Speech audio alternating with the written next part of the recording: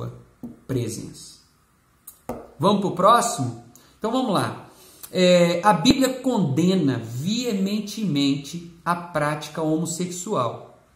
E com base, nessa afirmação, nós vamos usar alguns versículos, tanto do Antigo Testamento como do Novo Testamento. E tem um texto, que se encontra em Levítico, capítulo 18, versículo 22, que é um dos textos mais famosos para tratar desse assunto da homossexualidade, E geralmente as pessoas são incisivas e falam, de uma forma muito dura contra a questão da homossexualidade, quando na verdade, dentro desse texto estão inseridas outras questões que também são condenadas pela palavra de Deus. E aí nós vamos observar o quê? Deus está falando com seu servo Moisés para que ele transmita para todo o povo qual é a vontade de Deus e a direção de Deus para o seu povo quanto à questão da moralidade. Deus está dando algumas leis morais para o seu povo. E aí ele vai falar sobre as relações sexuais proibidas.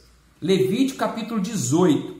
No versículo 22 está escrito assim: não te deitarás com um homem como se deita com uma mulher. Isto é abominável. Mas não para por aí. O que é importante a gente entender aqui é que, da mesma forma que Deus cita essa passagem para que Moisés escreva, Deus, logo na frente, vai dizer para ele também: olha, também não se deitarás com animal algum, tornar-te-ás impuro. A mulher não se entregará a um animal para se juntar a ele. Isso é igualmente impureza. Isso é abominável. O texto anterior vai começar a dizer, olha, é proibido se deitar com a própria mãe. É proibido se deitar com a tia. Então nós vamos ver que a natureza pecaminosa fez com que o homem tivesse a capacidade, dependendo de alguns gatilhos que forem estimulados, capacidade de cometer incesto, de dormir, de morar com a própria mãe, ou com o próprio pai, ou com o irmão, ou com o tio, e isso é abominável aos olhos do Senhor. Assim também como se deitar com animais, isso é abominável aos olhos do Senhor. Assim também como se deitar com alguém ou coabitar com alguém do mesmo sexo. Da mesma forma que é repugnante você, homossexual, imaginar algum homem ou mulher tendo relações sexuais com animais, o mesmo contexto que abomina isso está inserido também a questão homossexual, dizendo que também é abominável aos olhos do Senhor. E é fruto da nossa carnalidade, é fruto da nossa natureza pecaminosa. E não para por aí. Nós vamos ver pessoas, por exemplo, que têm prazer de ter relações sexuais com cadáveres. Quantos túmulos sendo abertos por aí por pessoas para terem relações sexuais com pessoas mortas. E eu pergunto para você, querido irmão que está me ouvindo, querida irmã, ou você que não tem religião nenhuma, mas que está querendo entender um pouquinho mais dessas questões, é normal alguém se deitar com a própria mãe ou com o próprio pai? É normal alguém se deitar com animais? É normal alguém se deitar, e quando eu falo deitar, é justamente ter relações sexuais com defunto? Não é normal. E por que seria normal se deitar com alguém do mesmo sexo, simplesmente para satisfazer os desejos carnais, simplesmente para ter prazer? Não, o propósito de Deus vai muito além disso. O propósito de Deus é que nós nos unamos a uma só mulher para constituir uma família, e através desse relacionamento nós vivermos de forma plena como ser humano, sim. E não só isso, multiplicar a espécie. É muito dura essa palavra, mas também é muito séria. É necessário a gente entender isso. Por favor, entenda. O contexto inserido aqui é o mesmo. E aí nós vamos ver também Romanos, capítulo 1, versículo 26 ao 32. Romanos, capítulo 1, do 26 ao 32.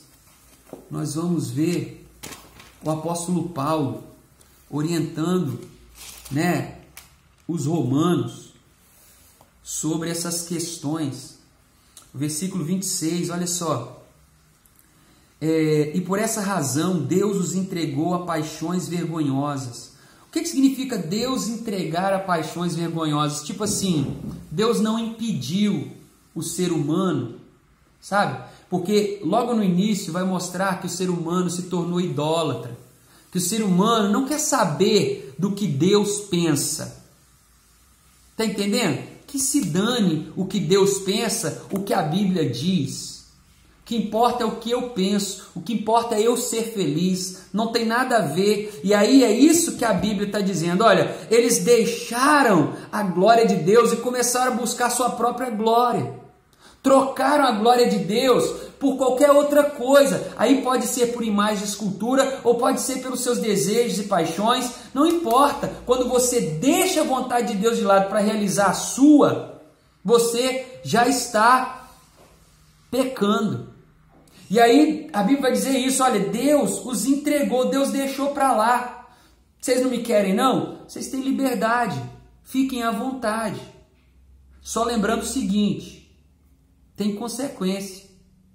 Tudo que vocês plantarem, um dia vocês vão colher. Só lembrando o seguinte: um dia vai ter prestação de conta. Um dia a conta vem. E aí o texto vai dizer, olha, entregou as paixões vergonhosas. As mulheres trocaram suas relações sexuais naturais pelas contrárias à natureza. Ou seja, não é natural, não é normal.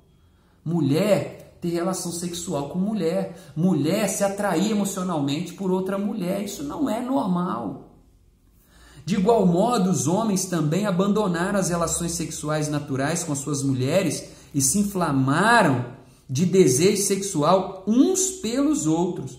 Deram então início à sucessão de atos indecentes, homens com homens, e por isso receberam em si mesmo o castigo que a sua perversão requereu.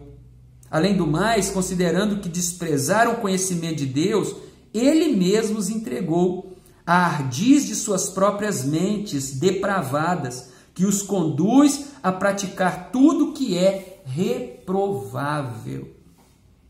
E quando eu leio isso, eu me entristeço, porque eu sei que a maioria das pessoas que sofrem com a questão da homossexualidade, ela sofre de verdade. Porque é uma crise de identidade. Quando o pecado entrou no mundo, a nossa natureza, que era espiritual, nós fomos criados à imagem e semelhança de Deus, o nosso Pai. Mas agora isso foi distorcido. Essa imagem foi distorcida. E aí nós sofremos em nós mesmos essa crise de identidade terrível. Porque já não sabemos quem somos. Queremos ser algo, mas relutamos com aquilo. Por que relutamos? Porque não é algo normal. Se fosse normal, nós estaríamos simplesmente seguindo o fluxo. Mas existe um conflito interno, e isso não é por conta de questões culturais ou por conta de questões sociais. Não, é uma questão totalmente espiritual. Você foi gerado em Deus e o pecado distorceu a sua identidade. Porém, quando nós nascemos de novo, Deus começa a gerar em nós, porque nós somos regenerados, uma nova identidade, ou seja, a identidade do Pai. Irmãos, isso é profundo demais, isso é lindo demais. E é muito importante que você entenda isso. E aí o texto continua dizendo, nós já falamos sobre a homossexualidade, mas eu quero contextualizar a homossexualidade dentro do mesmo texto com outras práticas pecaminosas, porque o negócio é entender que, biblicamente falando, não há compatibilidade entre o cristianismo e as práticas homossexuais. Não tem como alguém dizer, eu vivo na prática homossexual e sou um cristão. Não, você está se enganando, filho, porque não tem como ser. Aí ele vai dizer, olha, então tornaram-se cheios de toda espécie de injustiça, maldade, ganância, depravação. Estão empanturrados de inveja, homicídio, rivalidades, engano e malícia. São bisbilhoteiros, fofoqueiros, caluniadores, inimigos de Deus, insolentes, arrogantes, presunçosos, vivem criando maneiras de praticar o mal, desobedecem a seus pais, são insensatos, desleais, sem amor e respeito à família, sem qualquer misericórdia para com o próximo, e apesar de conhecer a justa lei de Deus, que declara dignos de morte todas as pessoas que praticam tais atos, não somente os continuam fazendo, mas ainda aprovam e defendem aqueles que também assim procedem. Perceba que aqui eu parei de falar da homossexualidade. Aqui a homossexualidade está inserida dentro de uma série de outros pecados que fazem parte da natureza pecaminosa. Ou seja, nós nascemos com essa natureza que nos leva à prática da homossexualidade, que nos leva ao sexo antes do casamento, que nos leva à mentira, que nos leva à fofoca, que nos leva ao roubo, que nos leva ao assassinato, que nos leva